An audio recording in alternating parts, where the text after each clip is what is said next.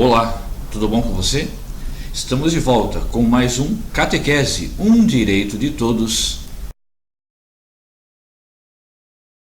E hoje nós vamos conversar sobre um tema que tem deixado muita gente intrigada, por desconhecimento.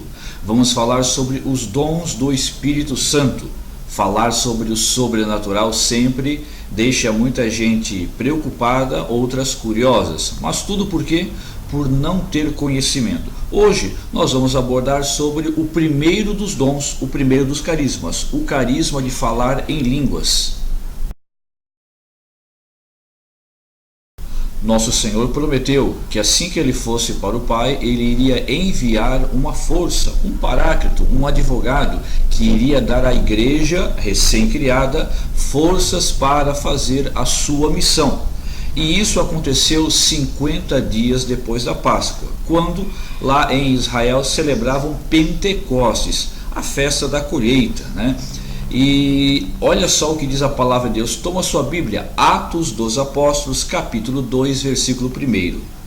Chegando o dia de Pentecostes, estavam todos reunidos no mesmo lugar. De repente, veio do céu um ruído, como se soprasse um vento impetuoso, e encheu toda a casa onde estavam sentados. Apareceu-lhes então uma espécie de línguas de fogo, que se repartiram e pousaram sobre cada um deles. Ficaram todos cheios do Espírito Santo e começaram a falar em outras línguas, conforme o Espírito Santo lhes concedia que falassem. Então veja, você que nos acompanha, esse foi o início da igreja, o dia que Jesus enviou o Espírito Santo.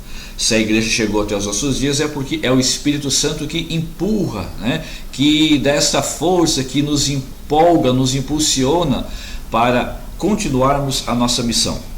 Mas o Espírito Santo dá carismas, e o primeiro carisma ali se manifestou, que foi o dom de falar em línguas. Mas o que pouquíssima gente sabe é que este dom de falar em línguas, ele tem uma divisão. 3 divisões, ele é dividido em 3 partes. Vamos conhecer quais são? A primeira grande graça de você receber a efusão do Espírito Santo, de você falar em línguas, é a xenolalia. Isso mesmo. Quer dizer que a partir do momento que você começa a falar em línguas, a própria efusão do Espírito Santo, você vai deixar de falar, você não vai ter mais gosto de falar palavrões, malícia, isso vai fugir do seu vocabulário. Por quê? Porque você recebeu a efusão do Espírito Santo, né? Claro, você tem que procurar viver, manter esta graça.